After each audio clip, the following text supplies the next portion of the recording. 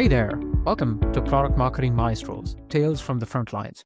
I'm your host, Nitin Karthik. As the author of the Amazon bestseller Product Marketing Wisdom, I've always found that real-world case studies are the true litmus test for the effectiveness of any product marketing strategy. And that is why in this show, we dive into the minds of industry titans, as well as rising stars, unpacking their expertise in action-packed episodes that showcase the power of product marketing through real-world case studies.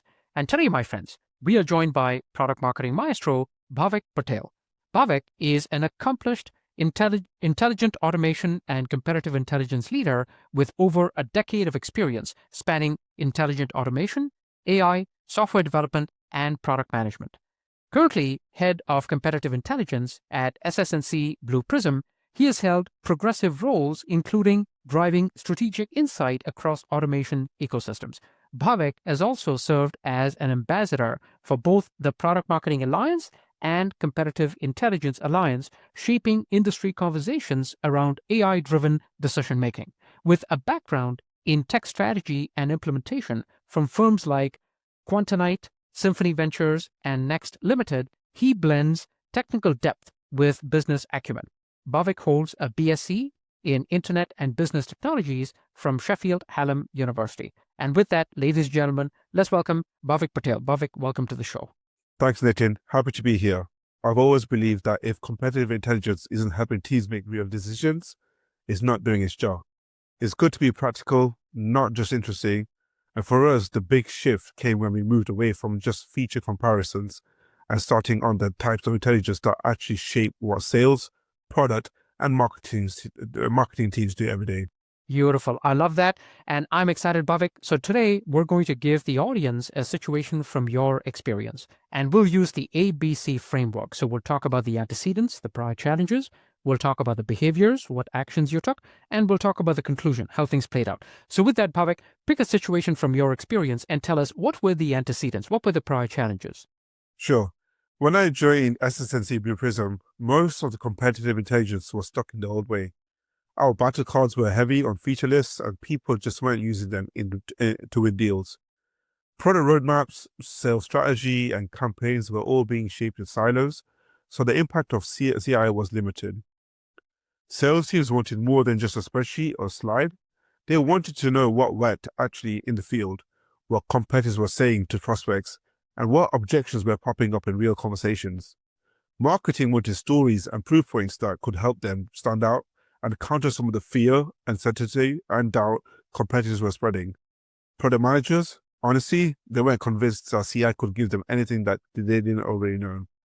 So the core problem was that CI felt disconnected from the day-to-day decisions, and the work was there, but it wasn't leading to better actions. We need a real shift in how intelligence was created, delivered, and used. I love that. I'm sure, Bhavik, there must be so many folks in the audience who may be struggling with that same challenge. So thank you for telling us about the antecedents. Now, Bhavik, let's talk about the behaviors. So how did these challenges guide the actions that you took? The first thing I think I did was change how we worked with sales and the go-to-market teams. We set up monthly CI office hours where anyone could come with real questions or share what they are seeing in the deals. This two-way setup made it real easy to adapt what was delivered based on what was happening out in the field. We moved away from what was just comparing features and built battle cards with buyer-centric talk tracks, competitive plays, objection handling, landmines, and customer stories as proof points. We pulled in data from win-loss analysis, industry analysts, customer surveys, and even our online community, to name a few.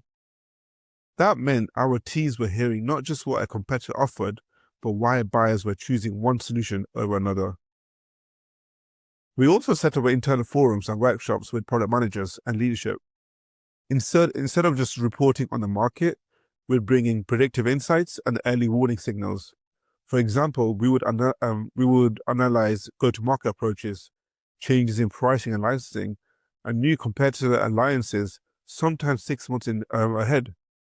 This helped shape product priorities and strategy before anything even hit the market. We ran competitive campaigns with marketing like hype versus reality to cut through the noise, counter competitive claims, and make our differentiation clear.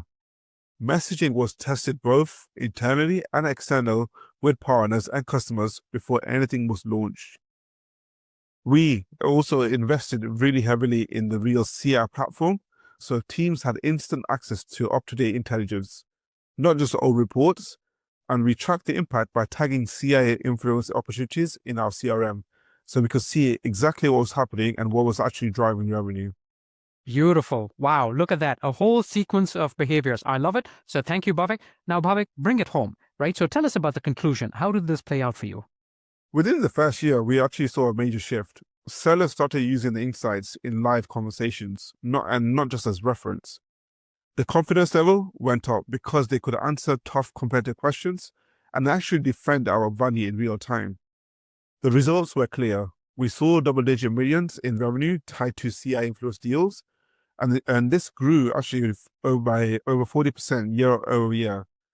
Marketing saw engagement kind of jump, especially with the hype versus reality campaign, like I mentioned, which outperformed our usual digital campaigns by almost 10%.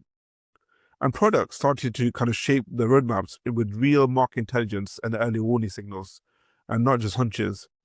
The internal forums led to more strategic alignment and helped us spot risks and opportunities months in advance. Maybe the biggest thing, though, is how teams now see CI. It is not just a set of slides or a last-minute readout. It is part of a sales prep, how product make decisions, and how marketing finds the next angle. We built a real feedback loop and a culture where intelligence drives action, and that's the win I'm most proud of. And you should be. Wow, excellent story. I love it. So thank you, Bhavik, for taking us through that beautiful case study. Now, Bhavik, if people wanted to find out more about you and what's next for you, where can they do that? I think the best place is LinkedIn. Just search for Bhavik Patel and SSNC Blue Prism. I'm always happy to connect and swap ideas around CI, automation, or even product marketing. Right now, I'm focused on making intelligence even more actionable and making sure it keeps up with how fast everything is changing in this market. And I appreciate you having me on, Nitin. Wonderful. I appreciated that too. So thank you, Bhavik. Folks, there you have it. Please reach out to Bhavik for more insights. And for even more insights, check out my Amazon bestseller, Product Marketing Wisdom, at productmarketingwisdom.com. And see you next time on Product Marketing Maestros.